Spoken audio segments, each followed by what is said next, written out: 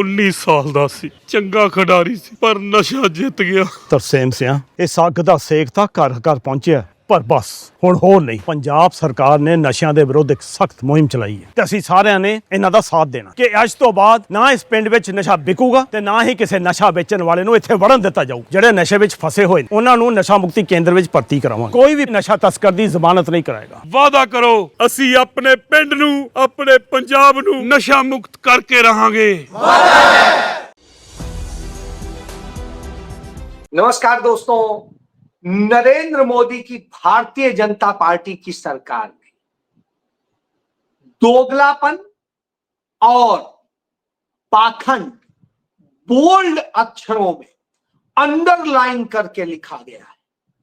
जी हां, यह शब्द किसी और के नहीं, देश के सबसे बड़े वकील और कानूनविद अभिषेक मनु सिंघवी के हैं। डॉक्टर अभिषेक मनु सिंघवी ने यह बात बड़े शालीन तरीके से तब कही जब भारतीय जनता पार्टी की सरकार जिस तरह से संवैधानिक पदों को, संविधान को और संवैधानिक व्यवस्था को हजम कर रही है, हड़प कर रही है, तब उन्हें यह कहना पड़ा। और जब वो यह कहते हैं तो हम देखते हैं कि यह पूरे देश में लागू हो रहा है और तमाम उन नेताओं पर भी लागू हो रहा है जो नेता जिन जातियों की राजनीति करते थे। जब उन जातियों पर अत्याचार होता है, उनके अधिकारों का अतिक्रमण होता है, उनके हक छीने जाते हैं, तब उनकी आवाज नहीं निकलती। लेकिन राजनैतिक महत्वाकांक्षा पूरी करने के लिए वो कुछ भी करने को तैयार रहते। तो आज बात यहीं से शुरू करूंगा कि किस तरह से इस सरकार ने वो साजिशें रची हैं जो साजिशें पहले कभी नहीं होती थी। चलिए बात कर रहा हूं, राहुल गांधी ने जब पिछड़ा वर्ग के सम्मेलन में यह माना कि वो दलितों को समझे, वो समझे आदिवासियों को, वो समझे अल्पसंख्यकों को, वो समझे महिलाओं को और उनकी समस्याओं को लेकर उसका जो समाधान कर सकते थे उसके लिए लड़े, किया और आगे भी उसके लिए लड़ रहे। लेकिन पिछड़ों की जो समस्या थी 10-15 साल पहले तक वो नहीं समझ पा रहे थे, क्योंकि पिछड़ों का कोई इतिहास नहीं और संगठित इतिहास न होने से यह समस्या पैदा हुई। क्योंकि दोनों का, चाहे आप बात करें दलितों का, उनका भी इतिहास है और उस इतिहास को संकलित कर दिया डॉक्टर भीमराव अंबेडकर ने, और आदिवासियों का भी इतिहास है जिसे बिरसा मुंडा ने संकलित कर दिया, और महिलाओं का भी इतिहास है जिसको लेकर के महिलाएं सजग हुई और उन्होंने लिख दिया कि सदियों से, सहस्राब्दियों से क्या क्या हो रहा है उनके साथ। जी हां, लेकिन पिछड़ों का कोई जिक्र नहीं।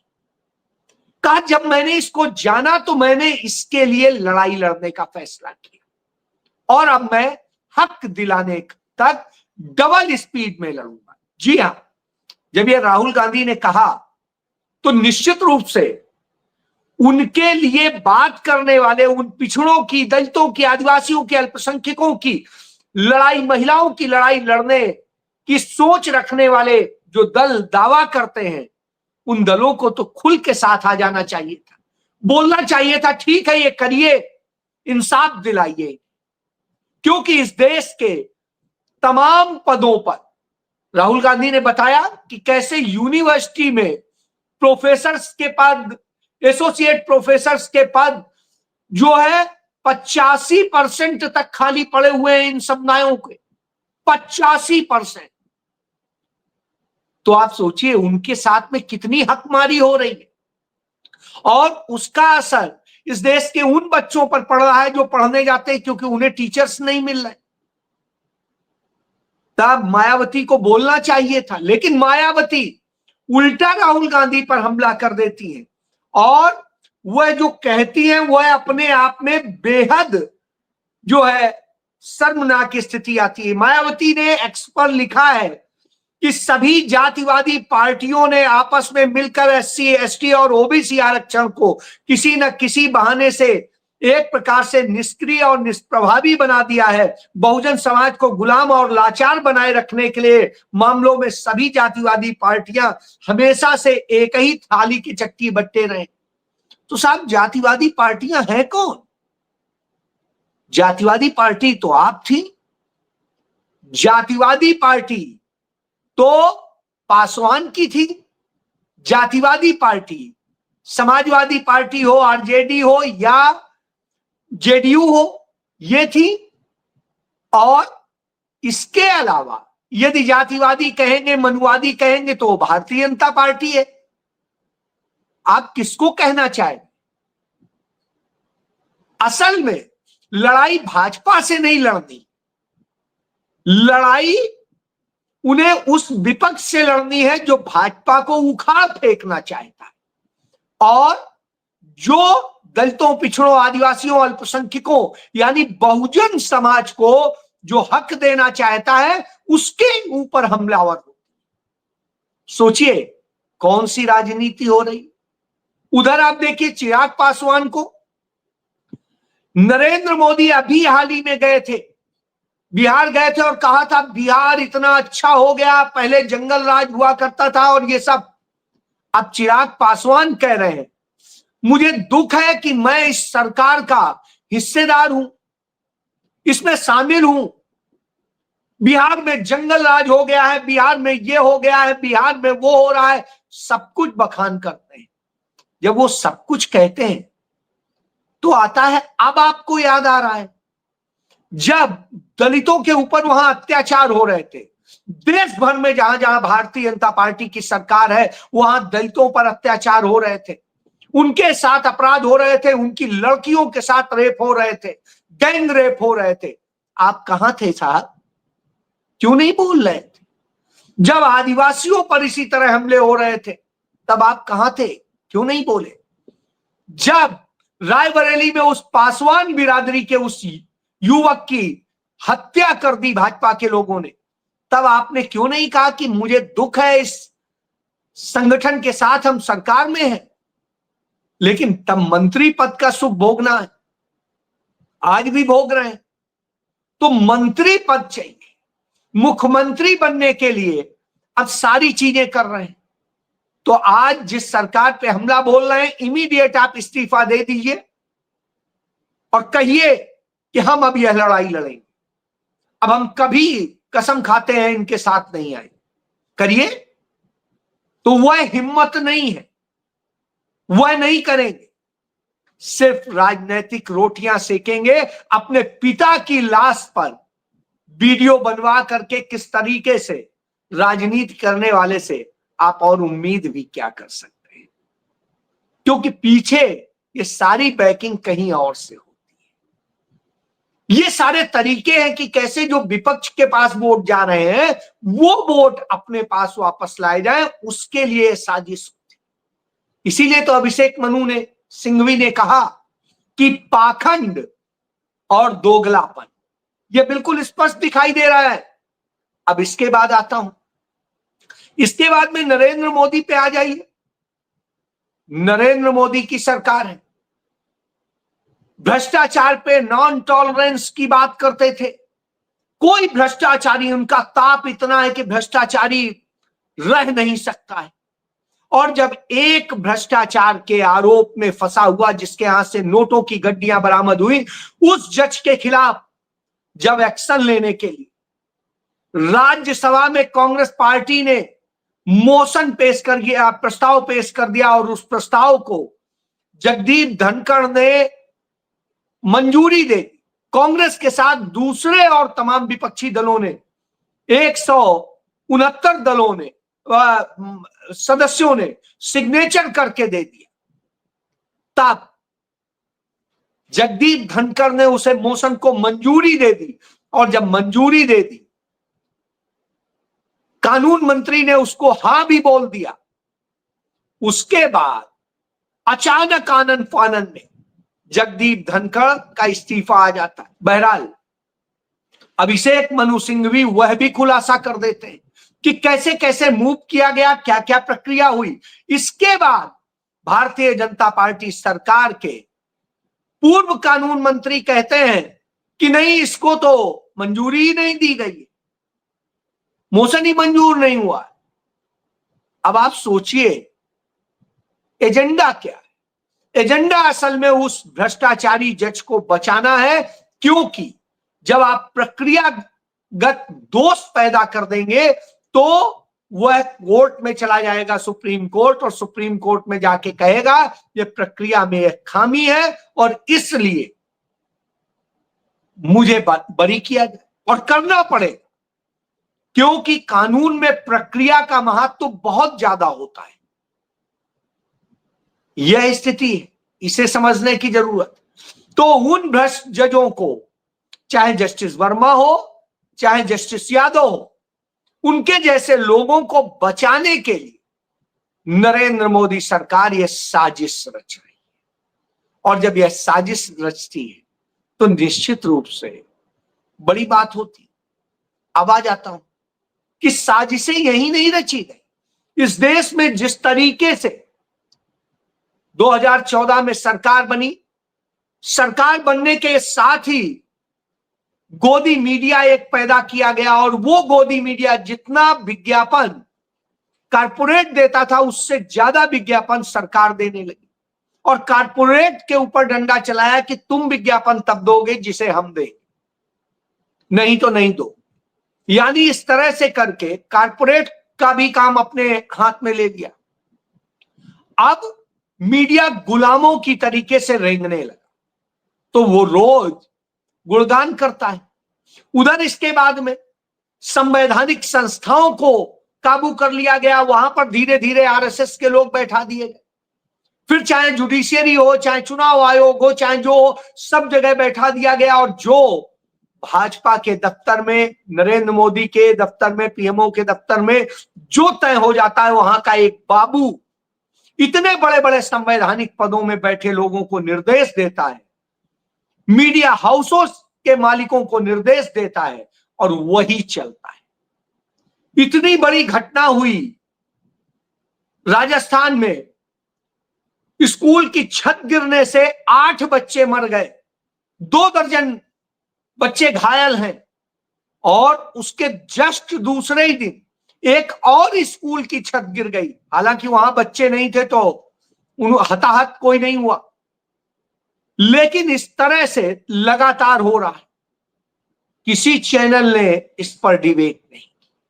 आज मैं जब दिल्ली के सारे अखबार देख रहा था, किसी अखबार में यह खबर मुझे देखने को नहीं मिली, किसी एक अखबार। अब आप सोचिए।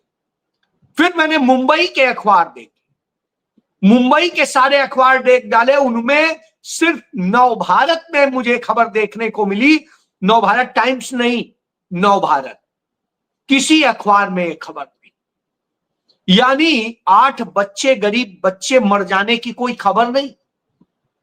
अमीर को खरोच आएगी तो बड़ी बड़ी खबरें होंगी, और उन गरीब बच्चों को, दलित समुदाय के, आदिवासी समुदाय के, पिछड़े समुदाय के वह बच्चे थे, इसलिए कोई उस पर बात नहीं कर रहा है। राहुल गांधी ने, प्रियंका गांधी ने और कांग्रेस पार्टी ने इसको आवाज बनाया, लेकिन आवाज को दबा देना ही इनका काम। तो वह दोगलापन है जो कहते थे मैं तो बड़े गरीब घर से आया हूं, बड़ा पिछड़ा हूं, मैं तो ये हूं। वो ये कर रहे हैं या अन्याय कर रहे हैं, क्योंकि इन सरकारी स्कूलों में किसी बड़े आदमी के बच्चे नहीं पढ़ते, वही पढ़ते हैं जो बेहद गरीब होते हैं। इसके बाद आप सोचिए, जब यह स्थितियां होती हैं तो आप कहेंगे फिर और किस तरह से हो रहा है, तो बच्चों की शिक्षा को बर्बाद किया जा रहा है। भ्रष्टाचार इस तरह चरम है कि अब रिपोर्ट आ गई कि नीट का जो पेपर लीक हुआ, उस पेपर लीक में पटना से हिंदुस्तान अखबार ने यह खबर छापी कि उस पेपर के लीक में 30 लाख से लेके 35 लाख से लेकर के 60 लाख रुपए तक लोगों से वसूले गए इस बात के कि आप नीट का जो है पेपर लीक करके आपको जीवन बर्बाद किया और कुछ चहते लोगों को वो कर दिया। हमने देखा किस तरह से चंद्रचूड़ ने उसमें भूमिका निभाई, क्योंकि तमाम बड़े लोगों के बच्चे थे जिन्हें एडजस्ट करना था और उनके लिए सब खेल हुए। और ये कराने वाले कौन थे? नीट एनटीए जब से बना है उससे 1 दर्जन से अधिक पेपर लीक हो चुके हैं। नरेंद्र मोदी सरकार के दौरान 80 पेपर लीक हुए हैं, 80 पेपर, 1-2 नहीं। और इससे उन मेधावी बच्चों का भविष्य चौपट किया जाता है जो योग्य होते हैं और उन्हें सब कुछ दे दिया जाता है। तो यह है दोगलापन कि जो कहते थे वो इस तरह से दोगलापन करते हैं। इसके बाद में आप देखें इसी तरीके से भ्रष्टाचार का जो मैंने मॉडल बनाया वो आप देखिए मॉडल दिखाई देता है। तमाम जगह पुल टूट रहे हैं, तमाम जगह सड़कें टूट रही हैं, कोई गिर रहा है, मर रहा है, क्या हो रहा है, इस तरह के हाल है। और इसका आपने देखा बड़ोदरा में से जो अहमदाबाद आने वाला पुल है, वो पुल जो टूटा और उसमें जो 20 लोग मरे, उनमें से किसी से भी नरेंद्र मोदी अब तक नहीं मिले, जबकि वो गुजरात के हैं। उसी गुजरात को जाने क्या क्या वो बताते हैं, क्योंकि ये सब भ्रष्टाचार करने वाले तो उनके थे। तो उनसे जाकर के नेता प्रतिपक्ष राहुल गांधी मिलते हैं, उनको संबल देते हैं, उनके लिए लड़ाई लड़ने की बात करते हैं। तो अब आप सोचिए, जो काम प्रधानमंत्री को करना चाहिए नेता प्रतिपक्ष जाकर के कर रहे हैं, उन पीड़ितों के आंसू पोंछ रहे हैं। हमने देखा बार बार, चाहे पहलगाम में शहीद हुए लोग रहे हो, जो मारे गए लोग रहे हो, या दूसरे और लोग रहे हो, उन सबके आंसू पोंछने कौन गया? राहुल गांधी गए। नरेंद्र मोदी सिर्फ फोटो अपॉर्चुनिटी के लिए परेशान होते हैं। और उसका हमने किस्सा देखा कैसे उन्होंने इंग्लैंड के प्राइम मिनिस्टर से हाथ मिलाने के लिए बार बार किया। उसने एक बार तो मिला लिया, मिल गया, ये गले चिपट गए, फिर उसके बाद में दोबारा हाथ करने लगे, उसने हाथ नहीं मिलाया। तो अब आप समझिए। और मालदीव के राष्ट्रपति के पहुंचते ही उसके गले खुद ही चिपट गए। आप वो वीडियो देख लीजिए, पड़ा हुआ है, उन्हीं के उसमें पड़ा हुआ है, आपको सारा सच दिख जाएगा। तो इस तरह से हर जगह चिपक जाने वाले इनका यह हाल है। ये हाल सिर्फ वही नहीं है, उत्तर प्रदेश में भी हो रहा है। जहां से आदित्यनाथ आता है, उस गोरखपुर में एक एयरफोर्स के अधिकारी को किडनैप कर लिया जाता है। उसके घर में रैंसम कॉल पहुंचती है 1 करोड़ रुपए की। अब आप सोचिए, ऐसे हो रहा है। अलीगढ़ में भारतीय जनता पार्टी के ही नेता को गोलियों से भून दिया जाता है। तो एक जगह नहीं है, अपराधीकरण, जंगल राज भारतीय जनता पार्टी की जहां जहां सरकार है, मध्य प्रदेश चले जाइए, राजस्थान चले जाइए, जिस भी राज्य में जाएंगे यही हाल मिलेगा। हरियाणा के जिलों में वसूली हो रही है, दबंगई चल रही है और न जाने क्या क्या हो रहा है। तो गैंग्स काम कर रहे हैं। और भारतीय जनता पार्टी की जो बी टीम है, उनके भी राज्यों में यही स्थिति है। आप जाके पंजाब में देख लीजिए, पंजाब में भी यही हो रहा है। तो ये दोगला चेहरा और दोगलापन दिखाई देता है। जो ये दिखाई देता है वह भारत के लिए, देश के लिए, लोकतंत्र के लिए, सबके लिए चिंताजनक। हमें सोचना होगा हम किन लोगों के साथ खड़े हो जाते हैं। कुछ कहते हैं हम क्यों लड़े, मत लड़िए, खत्म होने दीजिए। आपके भविष्य, आपके बच्चे सबसे पहले शिकार होंगे। और इसका उदाहरण आईआईटी बीएचयू में देखने को मिला था। भारतीय जनता पार्टी के ही एक व्यक्ति की बेटी थी, जिसके साथ भारतीय जनता पार्टी की आईटी सेल के, नरेंद्र मोदी के आईटी सेल के लड़कों ने गैंगरेप किया। इसी तरीके से तमाम जगह ऐसी घटनाएं। तो सोच लीजिए आपको क्या करना है। लड़ाई लड़ेंगे तो अपने बच्चों का, आने वाली पीढ़ी का भविष्य बचाएंगे, नहीं तो यूं ही खत्म हो जाएंगे। जी हां, नहीं तो SIR के जरिए आपकी नागरिकता छीनने से लेके सब कुछ होगा। कल उन पर हो रहा था, अब आप पर होगा। जी हां, फैसला आपका। जय